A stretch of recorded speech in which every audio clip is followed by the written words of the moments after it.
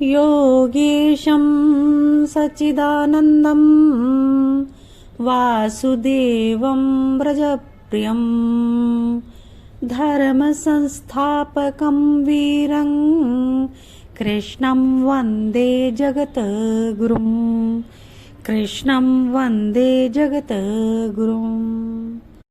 हरे कृष्णा। सभी भक्तों का स्वागत कृष्णा डिवोशन चैनल पर।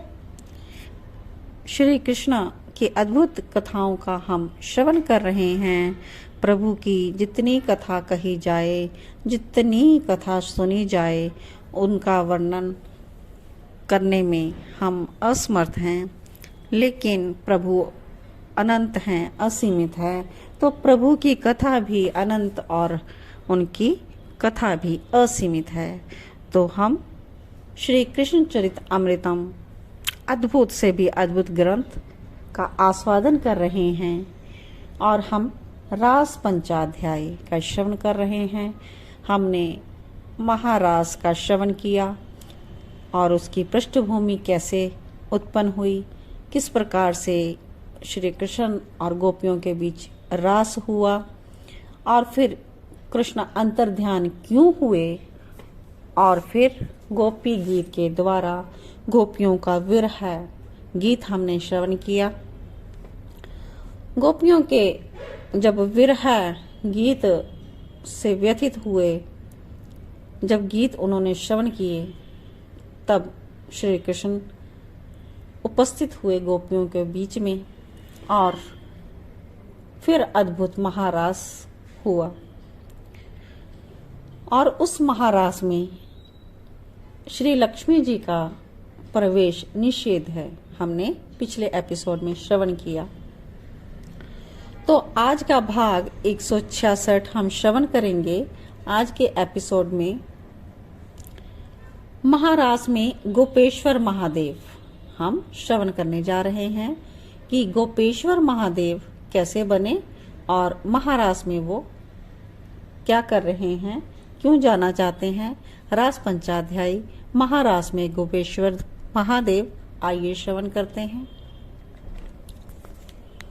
नभ में भी नृत्य प्रारंभ कर दिया देवताओं की स्त्रियों ने, पर ब्रज आंगनाओं का अद्भुत नृत्य देखकर वो सब लज्जित हो गई थी। ब्रज देवियों का सौंदर्य और अप्सराओं का सौंदर्य बहुत अंतर था दोनों में। कहाँ देव वधु और कहाँ ये श्री कृष्ण की वधु, अंतर तो आकाश पताल का था। देवता ही स्वयं कह उठे, हे देवियों, तुम मत नाचो, जो माधुर्य उन ब्रज गोपियों में है वो तुम में कहाँ। देवियां लज्जित होकर अपने विमानों में बैठ गई। अद्भुत आनंद, अद्भुत आनंद। एकाएक भूत भावन भगवान शंकर बोल उठे। भगवती उमा ने नभ से श्री धाम वृंदावन में देखा।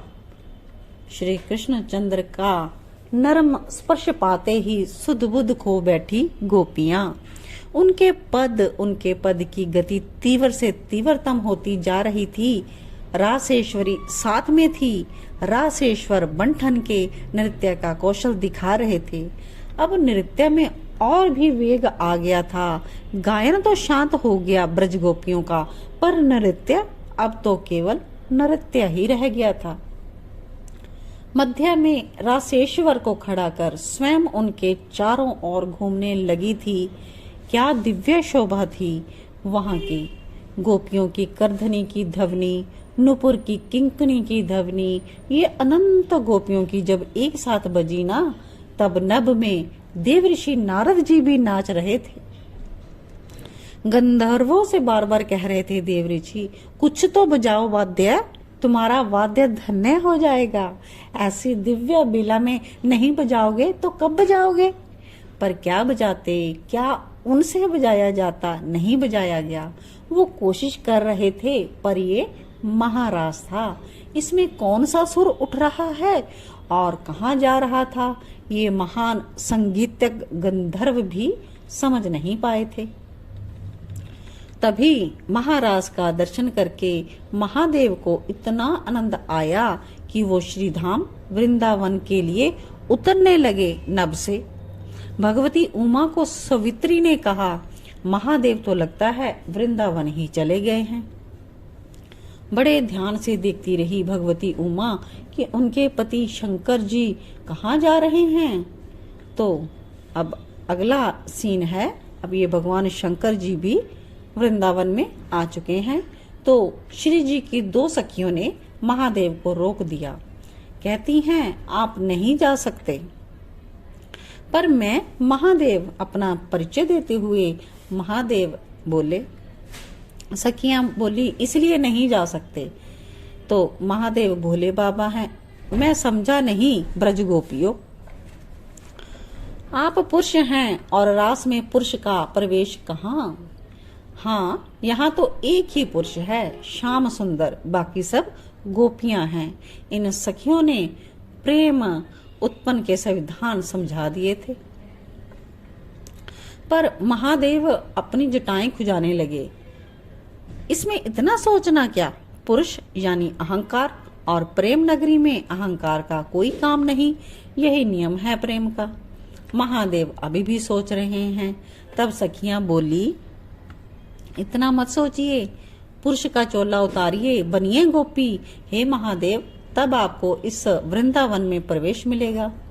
महादेव आनंद में उछले, मुझे तो जैसे भी हो वृंदावन में प्रवेश चाहिए, चाहे जो कुछ करना पड़े। महादेव आनंद से भरे हुए हैं। तो महादेव, इस सरोवर में डुबकी लगाइए। इस सरोवर का नाम है मान सरोवर। नहीं नहीं, ये आपका कैलाश वाला मान सरोवर नहीं है, ये हमारी प्रियाजू का मान सरोवर है। इसका आचमन नित्य श्याम सुंदर करते हैं। यही हमारी प्रियाजू मान करके एक दिन बैठी थी। श्याम सुंदर ने बहुत मनाया, तब जाके मानी, इसलिए इस सरोवर का नाम मान सरोवर पड़ा था। सखी बता रही थी कि महादेव ने तो सरोवर में प्रवेश करके डुबकी भी लगा ली। सखी मान सरोवर के बारे में और भी बहुत कुछ बोलती रही, पर एक चौंक गई, क्योंकि सरोवर से निकल रही है एक अत्यंत गौरवर्णी सुंदरतम जटाजूट वाली गोपी आ रही थी। सखी आनंदित हो गई और बोली हंसते हुए, आप जा सकती हो अब। तो उधर भगवती उमा ने देखा तो अपना माथा पकड़ लिया, जब उन्होंने देखा कि महादेव गोपी बन गए हैं। अब महारास चल रहा है, दिव्य छटा है वहां की। ये रसना क्या गाएगी वहां के बारे में, ये मंद बुद्धि क्या वर्णन करे वहां के बारे में। वो अवर्णनीय है, मन बुद्धि सबसे परे। जो तत्व है वही वहां नाच रहा था, ठुमक रहा था, जिसका वर्णन करते हुए वेद भी कह देते हैं नेति नेति। पर यहाँ अहीर की कन्याओं के साथ नाच रहा था। चंद्रमा पूर्ण था, पर ये चंद्रमा वो नहीं था जो नभ में है, ये तो कुछ और ही है। महादेव चकित रह गए। पर ये क्या, श्याम सुंदर नाचते हुए रुक गए। सब सखियों को उन्होंने छोड़ दिया। महादेव कहते हैं, श्री राधा रानी मेरी ओर देखकर मुस्कुरा रही थी। मैं पूर्ण आनंद में निमग्न था। तभी श्याम सुंदर मेरी ओर आए, सब मुझे ही देखने लगे। मेरे पास आकर रुक गए श्याम सुंदर, फिर मुस्कुराए। अंजलि बांधकर मस्तक को मेरे सामने झुकाया। हे गोपेश्वर, आपका स्वागत है मेरे इस रास मंडल में। ओहो, मेरा नाम भी रख दिया श्याम सुंदर ने, गोपेश्वर। अच्छा नाम है, पर मैं कुछ और कहता। इससे पहले ही श्याम सुंदर ने मुझे गलबैयां दी और अपने रास मंडल की ओर लेकर चल दिए। हाँ, मेरे सर्प बिच्छू मुझे परेशान अवश्य कर रहे थे, क्योंकि वे सब मेरे देह से ही चिपके हुए थे। मुझे तो इसी बात का डर था कि कहीं बाहर ना आ जाएं। आने की कोशिश में थी, पर मैंने उन्हें आने नहीं दिया बाहर। श्याम सुंदर ने मेरी पूजा की और सब सखियों से भी करवाई। मेरी जटाएं श्याम सुंदर ने खोल दी, मुझे मध्य में विराजमान कर दिया। बिल्व पत्र मेरे ऊपर अनंत चढ़ाए होंगे सब सखियों ने, और स्वयं इन अनादि दंपति श्री राधा कृष्ण ने भी। पुष्पों से मुझे ढक दिया। अर्क पुष्प, मलका की मालाएं, पारिजात के पुष्प, मैं तो गदगद हो उठा। फिर मुझे उठाकर मेरे साथ रासेश्वर ने नृत्य भी किया। मेरी अर्धांगिनी जो उमा थी वो तो मुझे देखकर बार बार माथा ही पकड़ रही थी। मैंने उन्हें बुलाना चाहा वृंदावन में, पर मेरे बुलाने से क्या होता है।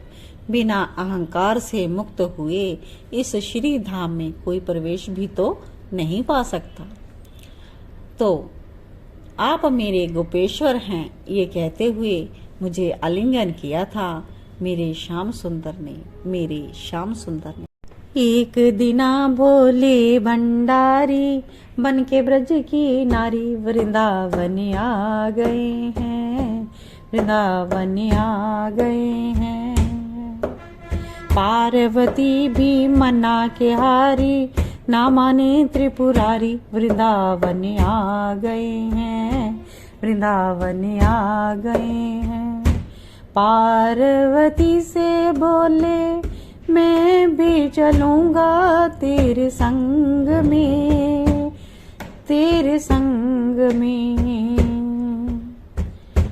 मोहन संग राधा नाचे, मैं भी नाचूं तेरे संग में।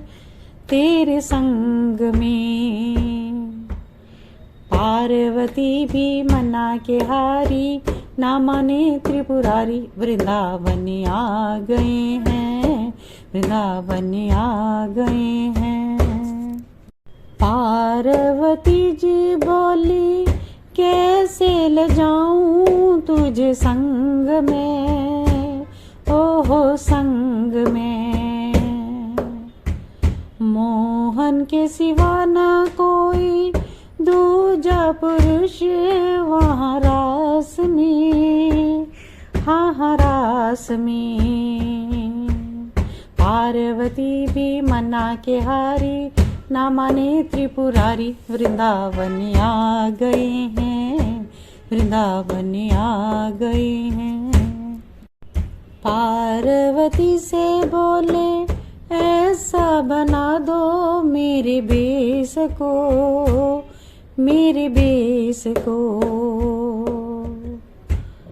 ऐसा बनाओ मेरे वेश को। बना के जूड़ा पहन के साड़ी, चाल चले मत वाली वृंदावन आ गए हैं। देखा मोहन ने जब समझ गए वो सारी बात रे। ऐसी बजाई बंची सुध बुध भूले भोलेनाथ रे। सिर से खिसक गई साड़ी, मुस्काए गिरधारी वृंदावन आ गए हैं।